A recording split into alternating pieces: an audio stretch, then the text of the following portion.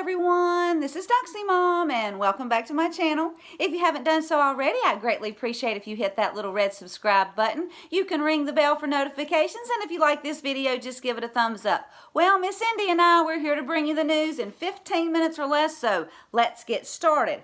Well, Puppet String News is reporting that on Friday, AOC's Chief of Staff, Strzok Chakrabarty, I know I butchered that name, guys.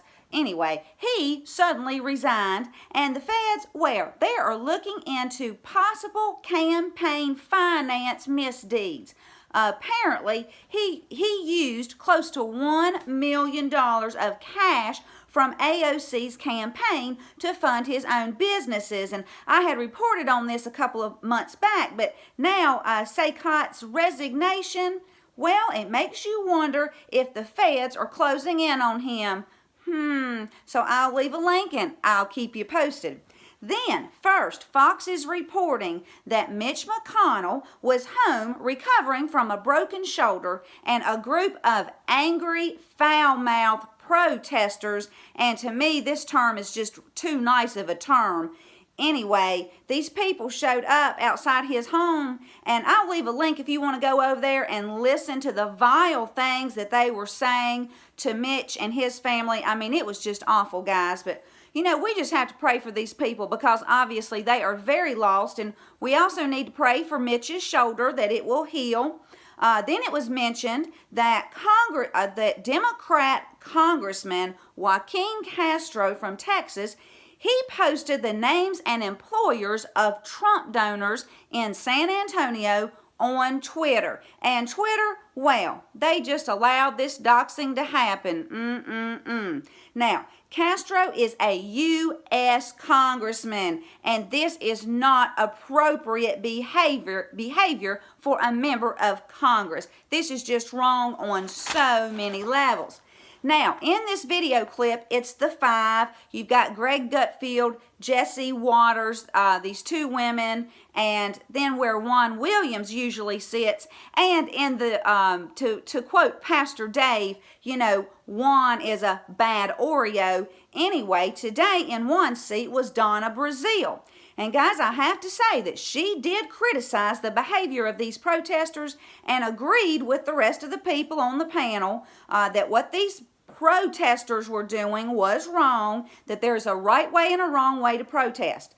Then Jesse brought up a good point. He said the left is inciting violence. Then they want to disarm us so we can't fight back. And this is just dangerous all the way around, guys. So we need to be praying about this. But Donna, she ends by saying that journalists are always a target, so we have to protect our journalists. But it was just nice to see a Democrat actually making a little bit of sense today. And I will leave a link to that. But that also reminds me of a video I watched from Turning Point USA where they were talking about the difference between a liberal and a leftist. And Charlie Kirk, I just love that young man, he pointed out that a liberal is someone you disagree with, but you can still go out to dinner with them, you can still be friends, you just have opposing views, and you agree to disagree, and you respect each other, which is the way it should be.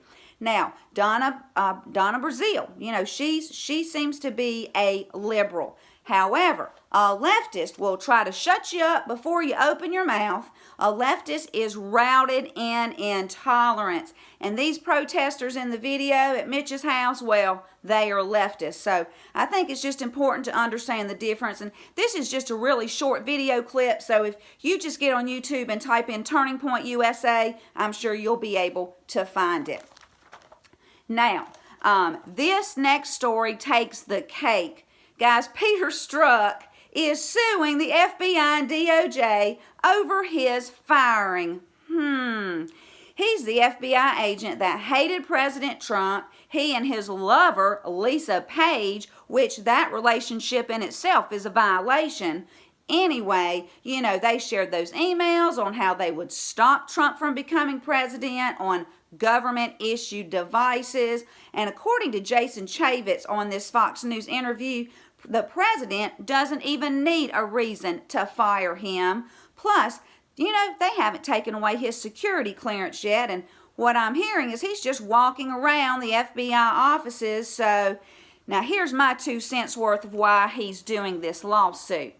When they arrest Peter Strzok for treason, well, Peter's going to cry and say he's innocent and claim that the only reason they're doing this is because of his lawsuit. Now, guys, I don't know. This is just my 2 cents worth, but I can't think of any other reason why Peter Strzok would be suing like this. Can you say panic? Then, Sean Hannity, he talked about Peter Strzok's firing with Alan Dershowitz, and Dershowitz said that the day Strzok's messages became public was the day he should have been fired. He also said you cannot be a member of the FBI and try to influence the outcome of an election against the will of the voters. So he should have been fired that day, and this lawsuit, well, it's just frivolous. And all that's according to Alan Dershowitz. Then Sarah Carter comes on, and don't you just love her? But she said that there were major issues inside the FBI, even with OPR. That's the Office of Professional Responsibility. And these were the people that were doing the review, and most of these people were friends with each other, so it was kind of like the fox guarding the hen house. But Strzok wanted to stop the president. He talked about that insurance policy. And, government agents must put aside all political bias, especially during an investigation.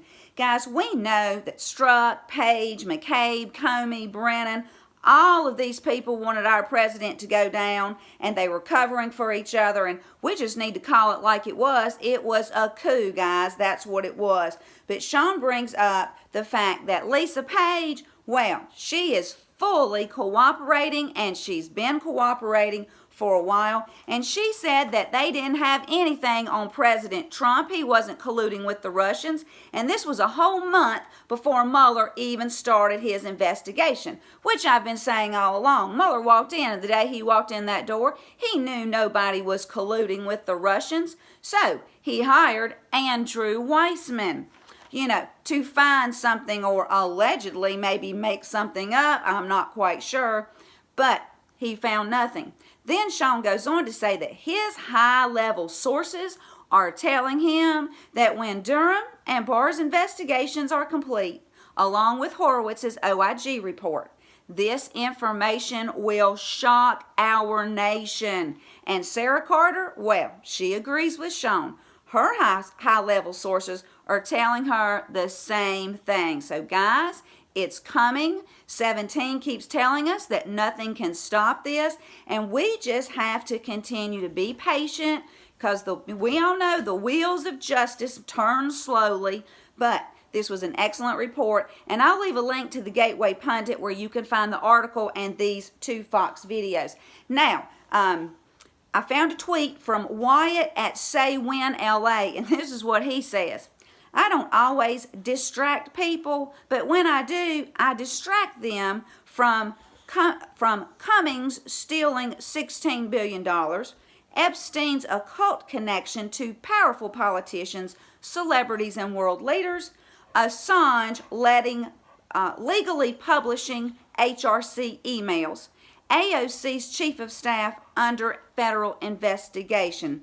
It sounds like Wyatt just hit the nail on the head, doesn't it? Now, I'm going to read to you a couple of tweets from President Trump. First, the first one's on the Ohio shooter, and then the others are on the Fed. And this is what President Trump is tweeting out. First, he says, meanwhile, the Dayton, Ohio shooter had a history of supporting political figures like Bernie Sanders, Elizabeth Warren, and Antifa. At OANN, I hope other news outlets will report this as opposed to fake news. Thank you. Then he states, 3 more central banks cut rates. Our problem is not China. We are stronger than ever. Money is pouring into the United States while China is losing companies by the thousands to other countries, and their currency is under siege. Our problem is a Federal Reserve that is too proud to admit their mistake of acting too fast and tightening too much, and I was right.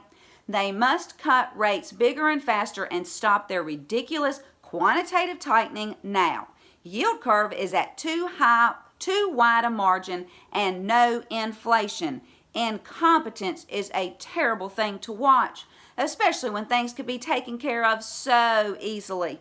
We will win anyway, but it would be much easier if the Fed understood, which they don't, that we are competing against other countries, all of whom want to do well at our expense. So, you tell them, President Trump, and this is just your daily reminder to keep President Trump and his family in your prayers, all the white hats, everyone fighting for this country in your prayers. Well, guys, if you like this video, please give it a thumbs up. Thanks for tuning in, and until next time, this is Doxy Mom and Indy, and God bless you all.